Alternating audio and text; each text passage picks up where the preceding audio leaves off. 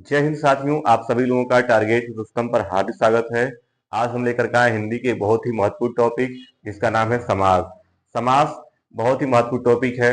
यह उस सभी एग्जामों में पूछा जाता है जिसके भी सिलेबस में हिंदी दिया होगा, चाहे यूपी पुलिस हो, UPSI, Lekhpal, BDO, BPO, UP TET, super TET, C TET, कोई भी एग्जाम हो, यदि उसके सिलेबस में हिंदी दिया हुआ है तो समास से क्वेश्चन जरूर पूछा जाएगा।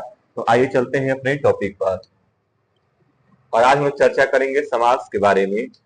और देखिए समास के बारे में क्वेश्चन पूछेगा। देखिए समास पढ़ना है हम लोगों को, और पूछता है कि समास का शाब्दिक अर्थ क्या है। तो समास का शाब्दिक अर्थ होता है, वो होता है संक्षेप, संक्षेपीकरण, संक्षिप्तीकरण। ठीक। फिर क्वेश्चन पूछता है कि समास कहते किसे हैं।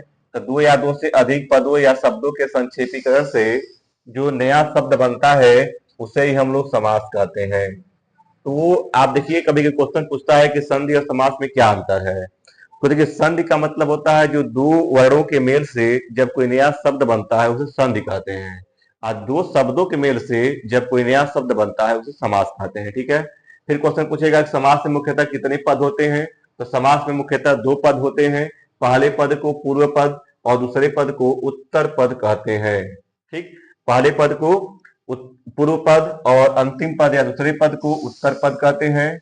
इन दोनों पदों के मेल से बने पद को सम्मस्त पद कहते हैं। सम्मस्त पद कहते हैं जो इन दोनों के मेल से बनता है, और सम्मस्त या समासिक पद भी कहते हैं। मान लीजिए कोई शब्द है ए प्लस बी से मिलकर के बना है, तो ए को बोलते हैं पूर्व पद और बी को बोलते हैं उत्तर पद। क्या बोलते हैं? उत्तर पद। और ये दोनों मिल गया, दोनों से मिल करके नया शब्द बन गया, उसे बोलते हैं हम लोग समासिक पद बोलते हैं। क्या बोलते हैं? समासिक पद बोलते हैं। ठीक है, इसमें कोई डाउट न हो। ठीक, आप ध्यान से पढ़ लीजिएगा। फिर कहा जैसे मान लीजिए एग्जाम्पल में गंगा जल, गंगा जल को तोड़ेंगे टूटेगा गंगा और जल, गंगा और जल। अब देखिए गंगा जल में, गंगा जल को तोड़ेंगे टूटेगा गंगा प्लस जल। अब इसमें जो गंगा है यह बन जाएगा पूर्व पद, और जो जल है यह बन जाएगा उत्तर पद। क्या बन जाएगा? उत्तर पद। समझ गए? तो पहले पद को पूर्व पद और अंतिम पद को उत्तर पद कहते हैं। फिर परिभाषा देख लिया जाए थोड़ा सा। कुछ शब्द ऐसे हैं, ये भी क्वेश्चन पूछता है कि समासिक पद किसे कहते हैं। तो समास के नियमों से निर्मित पद समासिक पद या समासिक शब्द कहलाते हैं। इसे समस्त पद भी कहते हैं।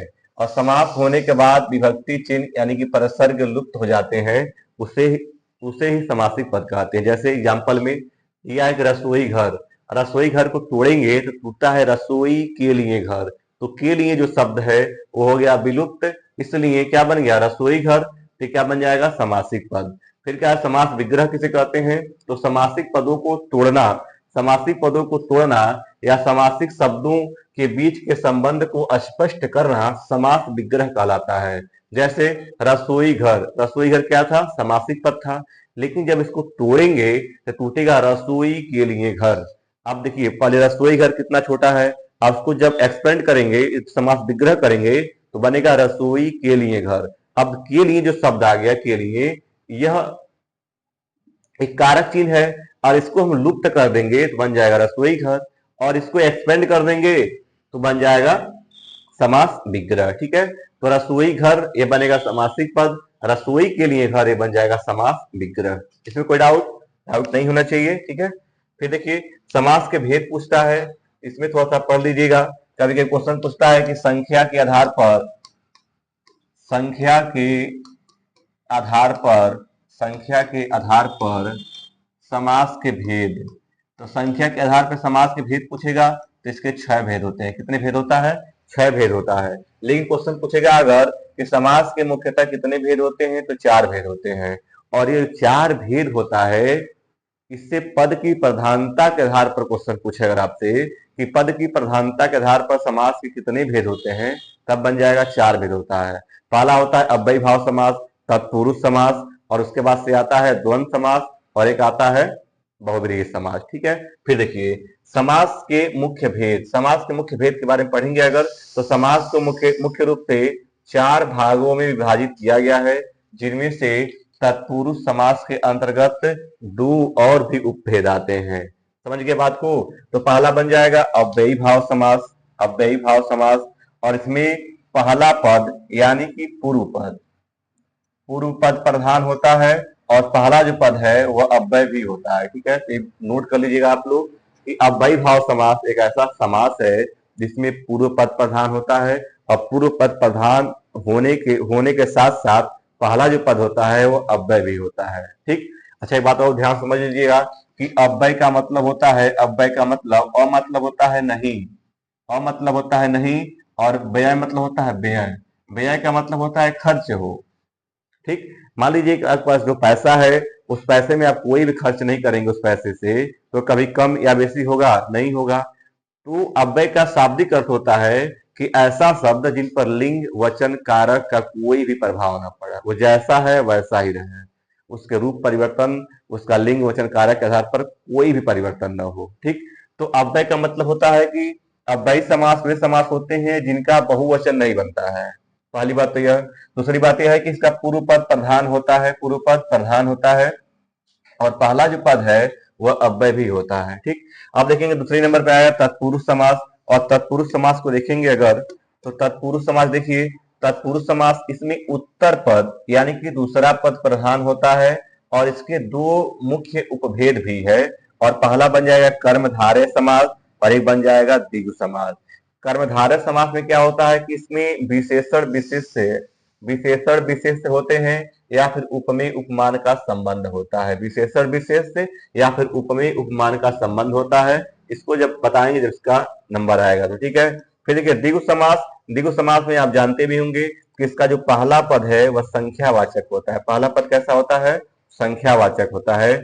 और थर्ड नंबर पे आता है बहुव्रीहि समास, और बहुव्रीहि समास में क्या होता है कि इसमें कोई भी पद प्रधान न होकर कोई तीसरा पद प्रधान होता है, कोई तीसरा अर्थ निकला है, उसे हम बोलते हैं बहुव्रीहि समास। फिर देखिए एक आता है द्वंद्व समास, और द्वंद्व समास एक ऐसा समास है जिसके दोनों पद प्रधान होते हैं और विग्रह करने पर और या अथवा लग जाता है उसमें। ठीक है, और जो ये द्वंद्व समास होता है ये हमेशा विलोम शब्द, पूरक शब्द होते हैं, जैसे माता पिता, माता और पिता ये दोनों पूरक शब्द हैं, राधा कृष्ण पूरक शब्द हैं। ठीक है, ये सब आते हैं किसमें? द्वंद्व समास में। तो चलिए आज हम लोग पढ़ेंगे, आज हम पढ़ेंगे अव्ययी भाव समास। और अव्ययी भाव समास डालिए, लिख लीजिएगा हेडिंग डाल करके, पहला अव्ययी भाव समास, अव्ययी भाव समास। ठीक, अव्ययी भाव समास, और इसमें हम पढ़ेंगे कि अव्ययी भाव समास में क्या होता है कि पहला पद प्रधान होता है, पहला पद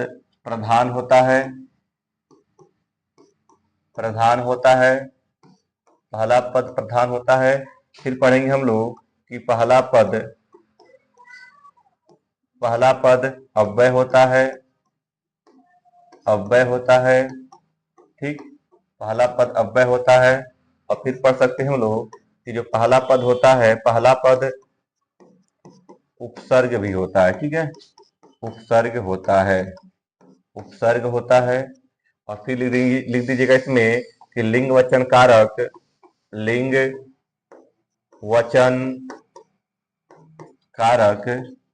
का प्रभाव नहीं होता है,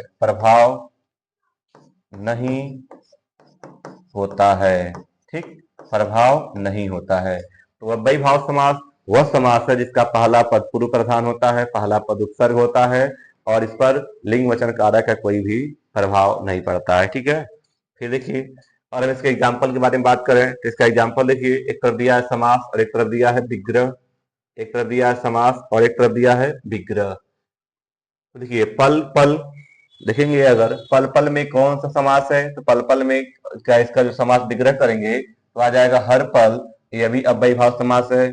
निधड़क, और निधड़क को तोड़ेंगे टूटेगा यह नी प्लस धड़क। अब नी जो शब्द है यह उपसर्ग है, और उपसर्ग है तो अव्यय भी होगा, तो बन जाएगा बिना धड़क के। क्या अर्थ होता है इसका? बिना धड़क के। फिर देखेंगे आप कि प्रतिक्षण में क्या होता है, तो प्रतिक्षण को तोड़ेंगे टूटेगा, प्रतिक्षण को तोड़ेंगे तो टूटेगा प्रति धन क्षण। अब देखिए प्रतिक्षण में पहला जो पद है वो क्या बन गया? अव्यय बन गया, तो क्या बन जाएगा? अव्ययी भाव समास। और इसका जो शाब्दिक अर्थ होता है, समास विग्रह होता है इसका, वो होता है हर क्षण। क्या होता है? हर क्षण। फिर बनता है कि दीनानुदीन मीन्स होता है दिन के बाद दिन। दिन के बाद दिन क्या होता है? दिन के बाद दिन। फिर होता है प्रतिपल मीन्स क्या होता है? प्रतिपल का होता है हर पल या पल पल। तो प्रति में भी तोड़ेंगे इसको अगर, तो टूटेगा प्रतिधन पल। और प्रतिपल में प्रति जो शब्द क्या बनेगा? उपसर्ग बन जाएगा। परोक्ष में क्या होता है? ठीक है, तो परोक्ष का मतलब होता है, परोक्ष को तोड़ेंगे अगर टूटेगा अच्छी से परे, जो आंख से परे उसे बोलते हैं परोक्ष। नीडर को तोड़ेंगे टूटेगा निर्धन डर, और नीडर मिस होता है बिना डर का। तो इसमें क्या समास हो जाएगा? अव्ययी भाव समास। फिर बखूबी, बखूबी देखिए, बखूबी में क्या बनेगा? खूबी के साथ। तो बखूबी तोड़ेंगे इसको, बने टूटेगा ब धन खूबी। ठीक, तो ये भी बन जाएगा कौन सा समास? अव्ययी भाव समास। आजीवन में क्या बनेगा? आधन जीवन, आधन जीवन। ये क्या बन गया? उपसर्ग। ये बन जाएगा जीवन। इसका समास विग्रह करेंगे अगर तो आ जाएगा जीवन प्रयत्न। लेकिन कौन सा समास है इसमें? अव्ययी भाव समास। कौन समास है? अव्ययी भाव समास। ठीक है, अव्ययी भाव समास है। ठीक, फिर देखिए क्वेश्चन पूछेगा कि आजीवन में कौन सा समास है? आजीवन में, तो देखिए आजीवन में देखेंगे अगर, तो आजीवन में समास बन जाएगा आम आ प्लस जीवन, मतलब जीवन प्रयत्न। यथाशीघ्र, यथाशीघ्र मतलब जितना शीघ्र हो सके उसे बोलते हैं यथाशीघ्र। और यथाशीघ्र में भी कौन सा समास है? तो अव्ययी भाव समास। कौन सा समास बनेगा? अव्ययी भाव समास। फिर देखेंगे अगर आप कि अनुरूप में कौन सा समास होगा? अनुधन रूप, यानी कि रूप के अनुसार। इसमें भी कौन सा समास बनेगा? अव्ययी भाव समास। कौन सा समास होगा? अव्ययी भाव समास। फिर क्वेश्चन पूछेगा आपसे कि प्रतिदिनम में कौन सा समास है? प्रति प्लस दिन, ये भी आ जाएगा अव्ययी भाव समास। निर्भय में कौन समास है? तो निर्धन भय, ये भी क्या बनेगा आपका? मतलब बिना भय का। इससे भी बन जाएगा आपका अव्ययी भाव समास। धीरे धीरे आ जाएगा तब भी बनेगा अव्ययी भाव समास। देखिए बीचों बीच आ जाए तब भी अव्ययी भाव समास। अंतर व्यवस्था आ जाए तब भी अव्ययी भाव समास। सेवार्थ पूछेगा कौन समास है? तब भी अव्ययी भाव समास। बेचैन अव्ययी भाव समास। सावधान को देखेंगे अगर, तो साधन, साधन अवधान। ठीक है, साधन अवधान, साधन अवधान, अवधान। ठीक है, साधन अवधान होता है। और सावधान में भी देखिए सा उपसर्ग है, इसमें कौन सा समास बनेगा? अव्ययी भाव समास। फिर दिया है कि अवसरानुसार, अवसर के अनुसार, ये भी बन जाएगा आपका अव्ययी भाव समास। अतीन्द्रिय में कौन सा समास है? तो अव्ययी भाव समास, क्योंकि तोड़ेंगे अति धन इंद्रिय। अति क्या बनेगा? उपसर्ग बन जाएगा। यथामिति में कौन सा समास बनेगा? वो भी बन जाएगा आपका अव्ययी भाव समास। निसंदेह में पूछेगा तो नी प्लस संदेह, ये भी बन जाएगा। संदेह के बिना ये भी बन जाएगा आपका अव्ययी भाव समास। प्रत्युत्तर में कौन समास बनेगा? ये बन जाएगा आपका प्रतिधन उत्तर, यानी कि उत्तर का उत्तर, ये भी बन जाएगा आपका अव्ययी भाव समास। ठीक है, और भी बहुत सारे एग्जाम्पल हैं, जैसे दिया हुआ इसमें रातों रात में कौन समास है? अव्ययी भाव समास। आजन्म में कौन समास है? अव्ययी भाव समास। प्रतिदिन में कौन समास है? अव्ययी भाव समास। यथाशीघ्र, भरपेट, हाथों हाथ, यथासंभव, यथाविधि, इन सब में कौन समास बनेगा? अव्ययी भाव समास। फिर देखेंगे यथा समय, यथोचित, सरासर, आमरण, उपकुल, व्यर्थ, यथार्थ, प्रत्यंग और आदोपांत, इन सब में कौन समास बनेगा? अव्ययी भाव समास। कौन समास बनेगा? अव्ययी भाव समास। क्योंकि इन शब्दों को तोड़ेंगे अगर, तो इसका जो पहला शब्द बनेगा, जो पूर्व पद बनेगा, वो हमेशा अव्यय होगा और उपसर्ग होगा। ये तोड़ेंगे आमरण को, आ जाएगा आधन मरण, आधन मरण। अब जब मरण से आ शब्द जुड़ जाता है तो इस पर लिंग वचन कारक का कोई प्रभाव नहीं पड़ता है, इसीलिए इसे अव्ययी भाव समास कहा जाता है। ठीक, अव्ययी भाव समास कहा जाता है। और भी एग्जाम्पल है, जैसे कहा है कि निर्विवाद में कौन सा समास है? चाहे प्रत्येक में कौन समास है? तो प्रतिधन एक, प्रत्येक। निर्विवाद में अव्ययी भाव समास। निर्विकार में भी अव्ययी भाव समास। यावजीन जीवन में अव्ययी भाव समास। यथाकर्म में अव्ययी भाव समास। यथारुचि में अव्ययी भाव समास। अभूतपूर्व में भी अव्ययी भाव समास होगा। फिर कहा लावारिस में अव्ययी भाव समास। धड़ाधड़ में भी अव्ययी भाव समास। अपाद मस्तक मतलब, अपाद मतलब अपाद प्लस मस्तक। ठीक है, अ प्लस पाद प्लस मस्तक, और इसमें भी कौन समास बनेगा? अव्ययी भाव समास, क्योंकि पहला जो शब्द है क्या बन गया? उपसर्ग बन गया। दिनों दिन में भी कौन समास बनेगा? दिन ही दिन में अव्ययी भाव समास। प्रत्युपकार में कौन समास बनेगा? अव्ययी भाव समास। और प्रत्याशा तोड़ेंगे तो टूटेगा प्रतिधन आशा, प्रतिधन आशा, ये भी बन जाएगा आपका कौन सा समास? अव्ययी भाव समास। और यथा साध्य को तोड़ेंगे तो यथा धन साध्य, साध्य के अनुसार। इसमें भी कौन समास होगा? अव्ययी भाव समास। ठीक है, कौन समास होगा? अव्ययी भाव समास। तो आप लोग को उम्मीद है कि अव्ययी भाव समास में अब गलत नहीं होगा। अव्ययी भाव समास का इतना याद कर लीजिएगा, जब भी उसका समास विग्रह करेंगे, शब्द को तोड़ेंगे, तो पहला शब्द अव्यय होगा, पहला शब्द अव्यय होगा, उपसर्ग होगा, और उस पर लिंग वचन कारक का कोई प्रभाव नहीं पड़ेगा। ठीक है, जैसे आज जन्म है, आज जन्मों कर सकते हैं क्या? नहीं कर सकते, क्योंकि देखिए जन्मों जो शब्द है, जन्म का जन्मों बन सकता है, लेकिन जब उसमें आज उड़ जाएगा, उसमें लिंग वचन कारक का कोई प्रभाव नहीं पड़ता है, इसलिए उसे अव्ययी भाव समास में रखा गया है। ठीक है, अब हम लोग पढ़ेंगे तत्पुरुष समास। क्या पढ़ेंगे हम लोग? तत्पुरुष समास। और तत्पुरुष समास भी बहुत इंपॉर्टेंट है, आप जानते होंगे इसके बारे में। तत्पुरुष समास, और तत्पुरुष समास में क्या कहता है कि तत्पुरुष समास वह समास है जिसका उत्तर पद प्रधान होता है। कौन सा पद? उत्तर पद प्रधान होता है। तो कहा है कि जिस समास का अंतिम पद प्रधान हो, ठीक है, जिस समास का अंतिम पद अर्थात उत्तर पद प्रधान हो, उसे तत्पुरुष समास कहते हैं। और कहा है कि इस समास में प्रथम पद विशेषण के रूप में, जबकि दूसरा पद विशेष्य के रूप में प्रयुक्त होता है। इसमें तत्पुरुष समास में पहला पद विशेषण के रूप में, दूसरा पद विशेष्य के रूप में प्रयोग होता है। फिर कहा चूंकि दूसरा पद विशेष होता है, इसलिए तत्पुरुष समास में दूसरा पद प्रधान होता है। और कारक के अनुसार, ये भी इंपॉर्टेंट क्वेश्चन है, आप नोट कर लीजिएगा कि कारक के अनुसार तत्पुरुष समास से कितने भेद होते हैं? तो 6 भेद होते हैं। कितने भेद होते हैं? 6 भेद होते हैं। अब आपसे क्वेश्चन ये बनता है कि कारक किसे कहते हैं, चाहे कारक कितने होते हैं हिंदी में? तो हिंदी में कुल कारकों की संख्या होता है 8, जिसमें से कर्ता ने कर्म, कर्ता कारक, कर्म कारक, करण कारक, संप्रदान कारक, अपादान कारक, अधिकरण कारक, संबंध कारक और संबोधन कारक। तो इसमें से दो कारक यानी कर्ता कारक और संबोधन कारक का इसमें शामिल नहीं किया गया है। बस 6 कारक हैं, और 6 कारक के बारे में चर्चा करेंगे। जैसे मान लीजिए पहला बनता है कर्म तत्पुरुष समास। कर्म तत्पुरुष समास, ठीक है। अब कारक के बारे में देखेंगे तो कारक कितने होते हैं हिंदी में? तो हिंदी में कारक की संख्या होता है 8। कारक की संख्या कितनी है? तो कारक की संख्या है हिंदी में 8।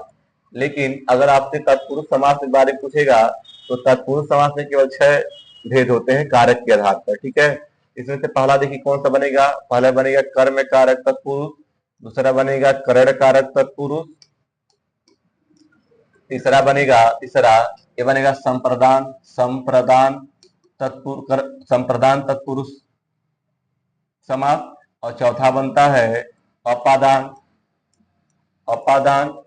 पांचवा बनता है अधिकरण तत्पुरुष समास, और छठा बनता है संबंध तत्पुरुष समास। क्या बनता है?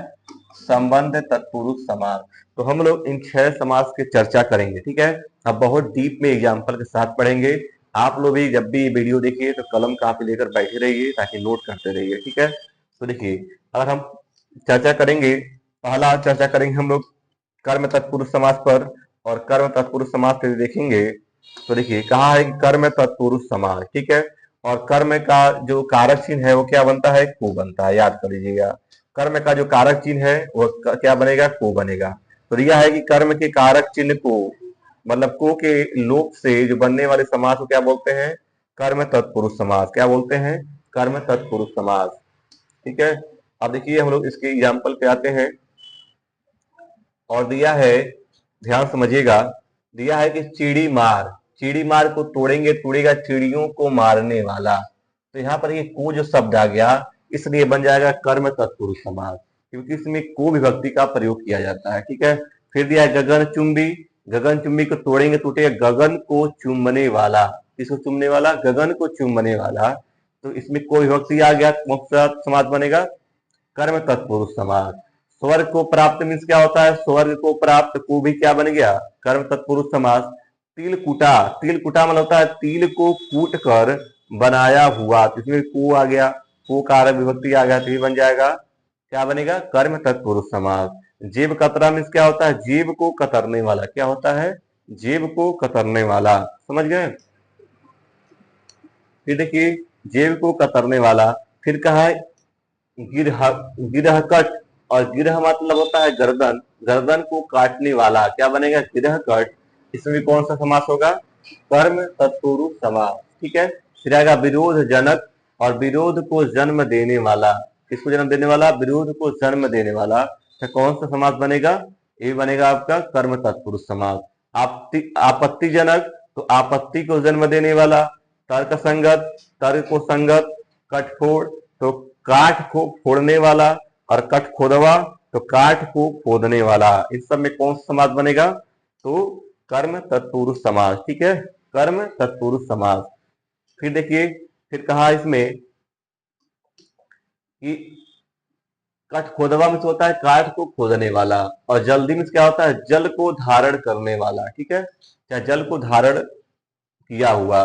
तो इसमें देखिए को तत्व को कारक चिन्ह आ गया। को किसका है? कर्म विभक्ति है। ठीक है, फिर नरभक्षी, नरों को भक्षित यानी खाने मतलब करने वाला। ठीक है, नरों को खाने वाले को क्या बोलते हैं? नरभक्षी। और नरभक्षी में कौन सा समास पूछेगा? तत्पुरुष समास है। उसका भेद पूछागा तो कर्म तत्पुरुष समास होगा। ठीक, फिर देखिए विकासोन्मुख में क्या होता है? विकास को उन्मुख। कौन समास बनेगा? कर्म तत्पुरुष समास। रोगातुर में क्या होता है? रोग को आतुर। ख्याति प्राप्त में क्या होता है? ख्याति को प्राप्त। और खड़ग धर्म में क्या होता है? खड़ग को धारण करने वाला। ठीक है, खड़ग को धारण करने वाला कौन समास बनेगा? तो कर्म तत्पुरुष समास। फिर देखेंगे अगर तो आ जाएगा वय प्राप्त में कौन सा समास होगा? ये बन जाएगा वय में होता है उम्र। उम्र और यहाँ पर आ गया को प्राप्त, उम्र को प्राप्त। तो एक का समास बनेगा तो कर्म का चिन्ह है यह, तो कर्म तत्पुरुष समास बन जाएगा। क्या बनेगा? कर्म कर्म तत्पुरुष समास। फिर देखिए यहाँ पर दिया हुआ है कनकटा।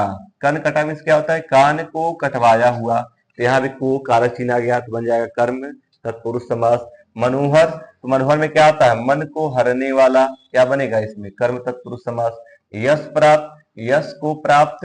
अब सर्वज्ञ में क्या होता है? तो सर्व मतलब सबको जानने वाला। इसमें कौन सा तत्पुरुष समास बनेगा? तो कर्म तत्पुरुष समास। ठीक है, कर्म तत्पुरुष समास। और देखिए फिर कहा है, फिर क्या है? चित्त चोर, चित्त को चुराने वाला। संकटापन तो संकट को आपन यानी पाया हुआ। मुंह तोड़ मतलब मुंह को तोड़ने वाला। ग्रामगत, ग्राम को गया हुआ। और गृहगत, गृह को आगत। माखन चोर, माखन को चुराने वाला। माखन चोर में क्या होता है? माखन को चुराने वाला। फिर कहेगा देखिए विदेश गमन में कौन समास बनेगा? तो विदेश को गमन कर्म तत्पुरुष समास। मोक्ष प्राप्त में भी कर्म तत्पुरुष समास। मोक्ष प्राप्त में भी कर्म तत्पुरुष समास। और फिर कहा जितेंद्री में भी क्या बनता है? इंद्रियों को जीतने वाला, कर्म तत्पुरुष समास। स्वर्गत में क्या होता है? स्वर्ग को गया हुआ। आशातीत में आशा को अतीत। मृणासन में मृण को आसन। देशगत माने देश को गया हुआ। और शरणगत माने शरण को आगत यानी कि आया हुआ। इन सब में कर्ता विभक्ति को का लोप हो रहा है, इसलिए इसमें कर्म तत्पुरुष समास होगा। ठीक है, उम्मीद है कि आपको ये चीज समझ में आया होगा। आइए चलते हैं अपने दूसरे नंबर पर, और दूसरा जो है वो है करण तत्पुरुष समास। क्या है? करण तत्पुरुष समास। और करण तत्पुरुष समास को यदि देखेंगे तो इसमें कहा है कि करण कारक चिन्ह यानी कि से या फिर द्वारा या फिर के द्वारा के लोप होने से बनने वाला समास करण तत्पुरुष समास कहलाता है।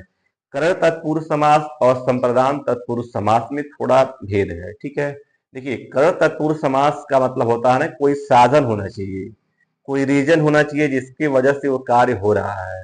जैसे मान लीजिए मैंने कह दिया कि मयंक बस से विद्यालय जाता है, तो विद्यालय मयंक का जाने का काम क्या कर रहा है? विद्यालय जाने का काम कर रहा है मयंक। अब वो किससे जा रहा है? तो बस से जा रहा है। तो जो जाने का रीजन है उसका, जो जिससे वो जा पा रहा है वो क्या है? बस। बस एक साधन है, इसलिए यहाँ पर करण तत्पुरुष समास होगा। समझ गए? तो इसमें भी थोड़ा डाउट न रहे, अगर कोई कंफ्यूजन होगा तो कमेंट करके आप पूछ सकते हैं। आइए चलते हैं अपने एग्जाम्पल पर। ठीक है, तो करण मीन्स क्या होता है? इसका मतलब होता है साधन, और साधन या फिर बोलते हैं माध्यम। ठीक है, माध्यम, या फिर इसको बोल दीजिए कोई रीजन होना चाहिए, रीजन होना चाहिए कोई भी घटना घटने के लिए। जैसे क्वेश्चन इसे पूछा हुआ है, देखिए कहा है कि अकाल पीड़ित में कौन सा समास होगा? तो देखिए किससे पीड़ित है व्यक्ति? अकाल से पीड़ित है, तो यहाँ पर आ गया से, तो बन जाएगा करण तत्पुरुष समास। क्या बनेगा? करण तत्पुरुष समास। फिर क्वेश्चन पूछेगा कि आश्चर्यचकित में कौन सा समास बनेगा, आश्चर्यचकित में तो आश्चर्य से चकित। क्यों चकित हुआ, क्योंकि उसको आश्चर्य लगा, तो क्या बनेगा इसमें करण तत्पुरुष समास। ठीक, फिर पूछेगा कि मेघाच्छन्न में कौन सा समास है, तो मेघों से आच्छन्न यानी कि ढका हुआ, मेघों मतलब होता है बादल से ढका हुआ, तो बन जाएगा आपका करण तत्पुरुष समास। गोबर गणेश में कई बार क्वेश्चन पूछा हुआ, नोट कर लीजिएगा, यूपीएससी में क्वेश्चन पूछा है, ठीक है। तो गोबर गणेश में कौन सा समास होगा, आप देखिए गोबर गणेश में समास जब पूछता है तो कई लोग पढ़ाते हैं कि उसमें द्वंद्व समास में योजक चिन्ह का प्रयोग होता है, तो कई बच्चे आंख बंद करके योजक चिन्ह लगा लेते हैं वहां पर और द्वंद्व समास टिक कर देते हैं। लेकिन गोबर गणेश का मतलब होता है गोबर से निर्मित गणेश, अर्थात गोबर से निर्मित गणेश। तो गणेश जी को किससे निर्माण किया गया है, गोबर से। तो साधन क्या है, गोबर, रीजन क्या है, गोबर, माध्यम क्या है, गोबर। तो इसका आंसर क्या बनेगा, इसका आंसर बनेगा करण तत्पुरुष समास। क्या बनेगा, करण तत्पुरुष समास। ठीक, तुलसी कृत को देखेंगे अगर आप तो आ जाएगा तुलसी द्वारा कृत, तुलसी द्वारा कृत। यहाँ पर ये जो रचना किया गया किसके द्वारा किया गया है, तुलसीदास के द्वारा, तो बन जाएगा तुलसी कृत। और रोगग्रस्त, किससे ग्रस्त है आदमी, रोग से, तो रीजन क्या है, रोग से ग्रस्त है, बीमार है वो, तो बन जाएगा आपका करण तत्पुरुष समास। क्या बनेगा, करण तत्पुरुष समास। फिर क्वेश्चन पूछता है कि गुण युक्त में क्या होता है, गुण युक्त में कौन सा समास है, तो आप देखेंगे गुरु से युक्त, किससे युक्त है वह, गुरु से, तो बन जाएगा आपका कर्ण तत्पुरुष समास। फिर पूछेगा शोक का आकुल, शोक से आकुल, शोक से आकुल, क्यों आकुल हो रहा है भाई, उसको दुख है, प्रॉब्लम है, तो शोक से आकुल, रीजन क्या है, शोक। तो जब रीजन मिल गया तो बन जाएगा आपका कर्ण तत्पुरुष समास। क्या बनेगा, कर्ण तत्पुरुष समास। ठीक है, तो आप लोग थोड़ा मन से पढ़िएगा, कोई डाउट हो तो आप कमेंट कर सकते हैं। जैसे एक और क्वेश्चन पूछा है, और क्वेश्चन पूछा है इसमें, क्वेश्चन पूछा है कि रेल यात्रा, क्वेश्चन पूछा हुआ है कि रेल यात्रा में कौन सा समास होगा। अब देखिए यात्रा जो भी करेगा तो क्यों यात्रा करेगा, रेल से यात्रा कर रहा है, किससे यात्रा कर रहा है, रेल से यात्रा कर रहा है, तो यात्रा करने का रीजन क्या है, रेल, तो बन जाएगा यहाँ पर करण तत्पुरुष समास। क्या बनेगा, करण तत्पुरुष समास। ठीक है, दोषपूर्ण में कौन सा समास बनेगा, दोषपूर्ण में, तो देखिए दोषपूर्ण में समास बनेगा आपका दोष से पूर्ण, दोष से पूर्ण, तो भी बन जाएगा आपका करण तत्पुरुष समास। ठीक है, करण तत्पुरुष समास। फिर का ईश्वर दत्त, ईश्वर दत्त ईश्वर द्वारा दिया हुआ, किसके द्वारा दिया हुआ, ईश्वर के द्वारा दिया हुआ, तो रीजन क्या है, कौन दिया, ईश्वर ने दिया है, तो इसमें बन जाए करण। मदांग क्या होता है, मद से अंधा, इसमें कौन समास बनेगा, तो करण तत्पुरुष समास। आंखों देखी, किससे देख रहा है, आंख से, तो देखने का साधन क्या है, आंख। ठीक है, फिर आता है रस सिक्त में कौन समास है, तो रस से भरा हुआ, किससे भरा हुआ है, रस से, इसमें बन जाएगा आपका कौन समास, करण तत्पुरुष समास। फिर क्वेश्चन पूछेगा आपसे कि मोहांध में कौन सा समास है, मोहांध में, तो मोह से अंधा को बोलते हैं मोहांध। कष्ट साध्य में कौन सा समास होगा, तो कष्ट से साध्य। क्या बनेगा, कष्ट से साध्य। तो आप समझ पाए होंगे कि कर्ण तत्पुरुष समास में पहचान इसका क्या है कि इसका जो काम होता है वह कोई साधन, माध्यम या फिर कोई कारण होना चाहिए काम होने के लिए, तभी तो कर्ण तत्पुरुष समास कहलाएगा। ठीक है, आइए चलते हैं अपने नेक्स्ट टॉपिक पर, और नेक्स्ट हमारा है, बाकी और भी इसमें एग्जाम्पल है, मैं इसको अपने टेलीग्राम चैनल पर भेज दूंगा, जिसका लिंक मैं डिस्क्रिप्शन में दे दूंगा। आप